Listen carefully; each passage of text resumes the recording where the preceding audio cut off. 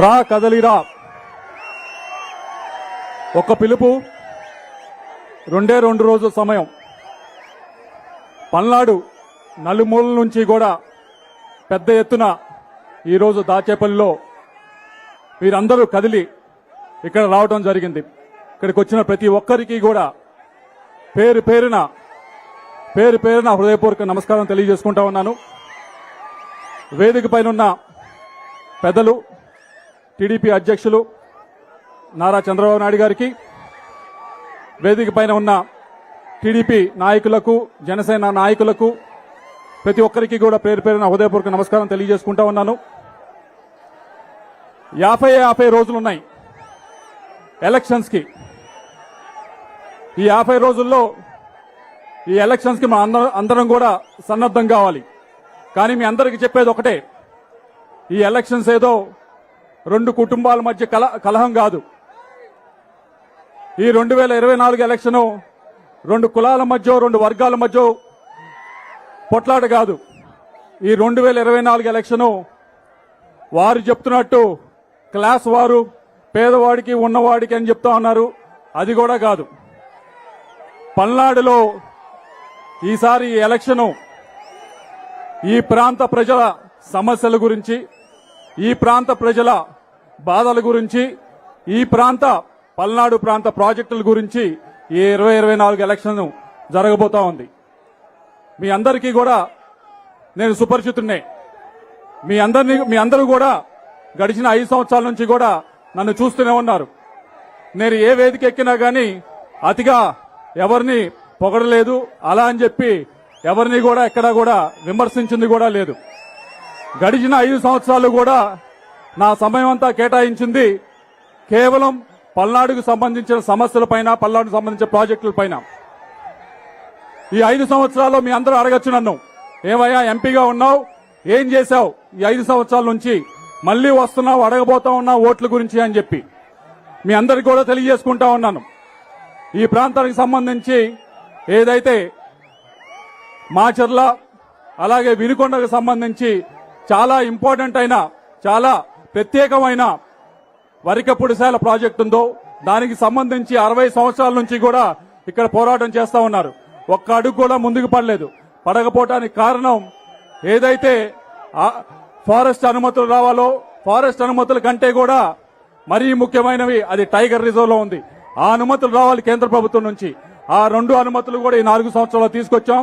ఆ ప్రాజెక్టు ఇంకా డబ్బులు కేటాయించడమే తప్పకుండా ముందుకు వెళ్తుంది.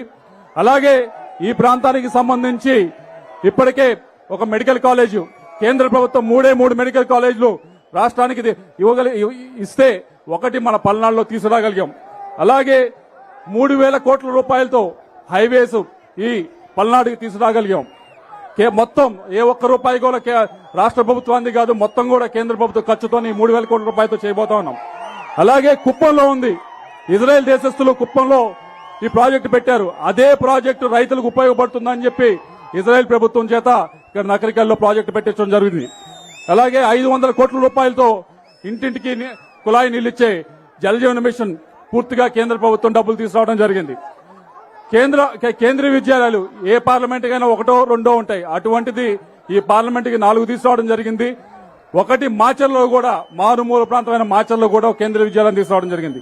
అలాగే రైతులు చాలా మంది వచ్చారు, నన్ను అడిగారు, అయ్యా మార్కెటింగ్ యార్డ్ లో డబ్బులు లేవు, ఏదైతే పొలాలకు వెళ్లాలో దానికి దారులు లేవు అని చెప్పి అడగడం జరిగింది. మార్కెటింగ్ యార్డ్ లో డబ్బులు లేకపోతే వదిలేయండి, మీరు నేను కలిసి చేద్దామని చెప్పి 400 కిలోమీటర్ల రోడ్లు, పొలాలకు వెళ్లే దారులు, ₹1 గవర్నమెంట్ నుంచి తీసుకోకుండా 400 కిలోమీటర్ల రోడ్లు వేయగలిగాం ఈ 4 సంవత్సరాల్లో కూడా. అయితే ఇక్కడ చంద్రబాబు నాయుడు గారు ఉన్నారు, ఆయన కోరేది ఒకటే, ఈ పల్నాడుకు సంబంధించి ఈ ప్రాజెక్టులు ఎంతో ముఖ్యమండి. ముఖ్యంగా మొట్టమొదటిది వరికపుడిశాల, దానికి అన్ని పర్మిషన్స్ వచ్చినాయి. దానికి కేవలం డబ్బులు మాత్రం కేటాయించాలి.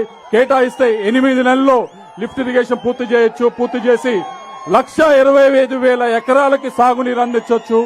3 లక్షల మందికి త్రాగునీరు అందించవచ్చు. అది తప్పకుండా చేయవలసిన అవసరం ఉందని చెప్పి తెలియజేసుకుంటా ఉన్నాను.